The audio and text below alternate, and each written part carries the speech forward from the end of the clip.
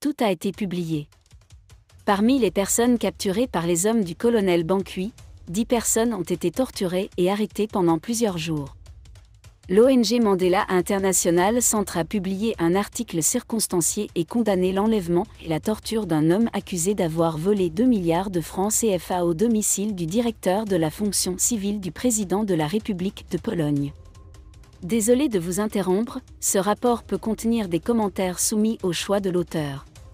S'il vous plaît, si vous êtes nouveau sur cette chaîne, veuillez vous abonner et activer la cloche de notification. De cette façon, vous serez averti lorsque nous publierons de nouveaux rapports sur cette même chaîne. Merci.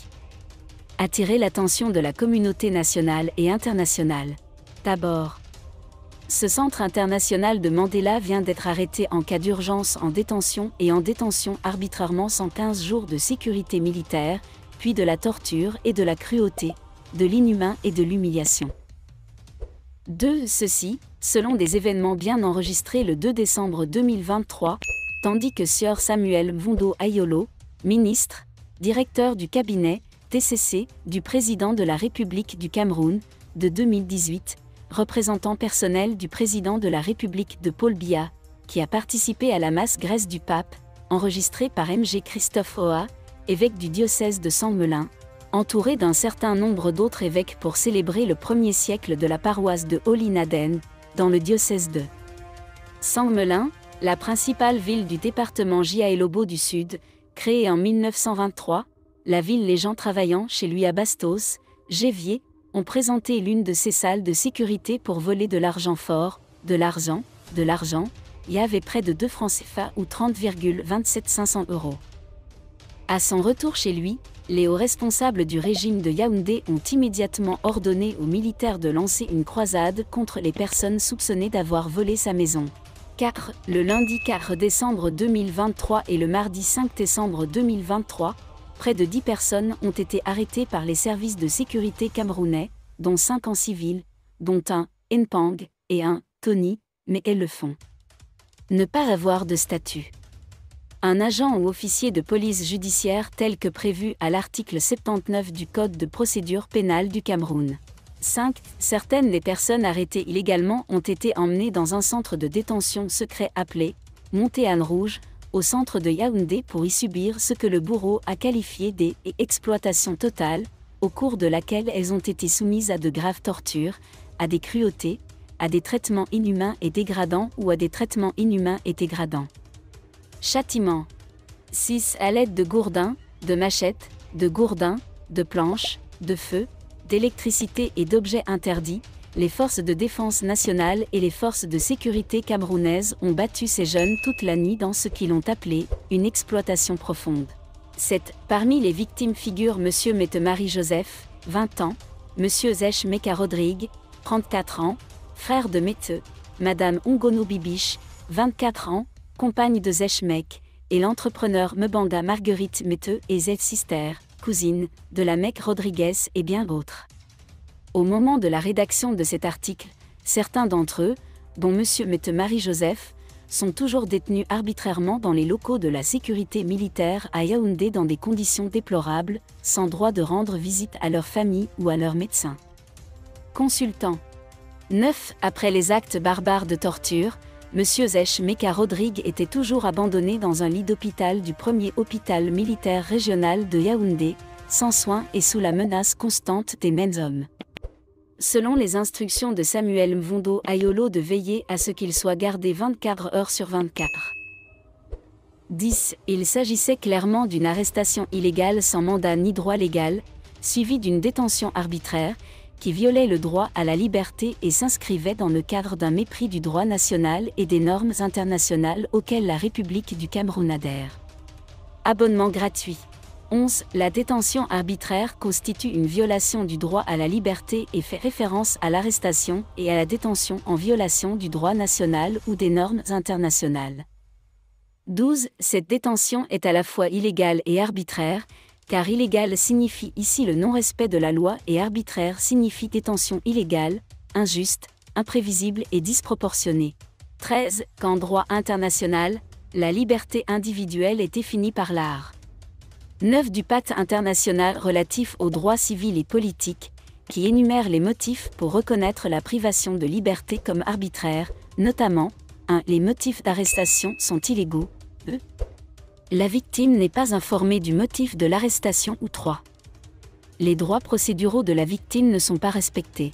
14. Que Mandel International Center peut affirmer que le mardi 5 décembre 2023, certains jeunes sont en fait torturés, en particulier en utilisant Gurdin, Abder, Fire et le feu d'autres objets interdits, et ces actions barbares sont de tels barbares, ils sont le travail des éléments du Cameroun et des forces de défense pour prendre des mesures à la tête du bureau privé.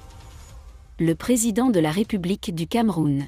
15. Le fait est que Mandel International Center déclare certainement que les éléments du Cameroun and Security Defense Force ont sérieusement signalé les droits et les intérêts de ses citoyens, le chemin est le fait d'être raconté. Entièrement défendu par des outils juridiques nationaux, régionaux et internationaux, qui sont l'État. Le Cameroun a été signé spécifiquement, participant à des dossiers de torture au niveau international de réprimande et ne peut pas surmonter. 16. Cet international déclare que les travailleurs de la sécurité militaire ne sont pas des agents ou des policiers du tribunal conformément à l'art. 79 du Code de procédure pénale opérant au Cameroun depuis 2005. 17. Que ce sont des actions de torture, cruelles, inhumaines et dégradées au sens artistique. 5 droits humains communs depuis 1948. L'article 7 du traité international concerne relativement les droits civils et politiques en 1966, article 5 des cartes de droits de l'homme et des droits de l'homme, 1981, Convention sur la torture et les jugements cruels, inhumains ou humiliés ou traités en décembre 2010 1984, CCT, et d'autres outils internationaux. Tout a été ratifié par la République du Cameroun. 18. Que les principes régissant la création et le fonctionnement de la Commission africaine du mécanisme de signalement sur la torture et autres peines ou traitements cruels, inhumains ou dégradants, connus sous le nom de « principes d'Abidjan », qui contiennent une interdiction absolue de la torture. 19. Que l'État du Cameroun a l'obligation de demander des comptes au pouvoir judiciaire en prenant toutes les mesures nécessaires de manière transparente pour enquêter sur cette grave violation des droits de l'homme et pour identifier et tenir responsables tous les responsables d'une telle conduite. 20. Cette responsabilité comprend également des mesures telles que l'indemnisation des dommages, la garantie de la non-répétition, des mesures disciplinaires et la révélation de la vérité. 21. Qu'en tant qu'État partie à ces instruments internationaux, l'État du Cameroun est obligé de respecter les droits qui y sont consacrés et de déployer les efforts nécessaires pour prévenir et poursuivre les violations de ces droits. 22. La responsabilité de tous ces événements incombe donc clairement à l'État du Cameroun, conformément au droit international énoncé à la fin de l'article 4 et conformément à la résolution 56/23 de l'Assemblée générale des Nations unies du 12 décembre 2001 sur l'État. Responsabilité des activités juridiques internationales. Compte tenu de ce qui précède, le Centre international Mandela et ses partenaires internationaux 1. Condamne avec la plus grande fermeté la détention arbitraire, les actes de torture et les traitements cruels, inhumains et dégradants infligés aux citoyens camerounais, contraires aux instruments internationaux relatifs aux droits de l'homme. 2. Exiger, toujours avec la plus grande fermeté, que les autorités camerounaises libèrent immédiatement toutes les personnes ainsi détenues arbitrairement et que les enquêtes soient menées conformément aux lois de la République et de manière transparente, conformément au protocole d'Istanbul 2022. 3. Rappelle une nouvelle fois fermement aux agents de la sécurité militaire camerounaise qu'ils ne sont pas membres de la police judiciaire et ne peuvent en aucun cas ouvrir une enquête de police. 4. Il convient de rappeler clairement au directeur de cabinet du président de la République du Cameroun, M. Samuel Mondo Ayolo, et au directeur de la sécurité militaire, le colonel Émile Joël Banqui, qu'ils seront tenus responsables de leurs actes, quelle que soit la situation. De la protection qu'il offre. Profitez toujours. Dans l'appareil de sécurité de l'État. 5. Encore une fois, a rappelé au gouvernement de Cameroun que les Nations Unies sur la partie 2 sur la rémunération pour déterminer les obligations du Cameroun de la manière suivante. Obligation d'empêcher les violations. Obligation d'enquêter, d'évaluation des auteurs et d'autoriser leur L'obligation de résoudre le bon accès judiciaire à tous ceux qui seront victimes de violations, par le biais de décisions, procédures impartiales. L'obligation d'accorder une compensation adéquate à leurs victimes ou bénéficiaires. 6. Recommandations urgentes pour les fonds spéciaux du gouvernement du Cameroun conformément aux obligations internationales de protéger efficacement les droits fondamentaux, étant ainsi violés chaque jour. Si vous avez aimé cette vidéo, merci de liker, partager, commenter et surtout vous abonner à la chaîne.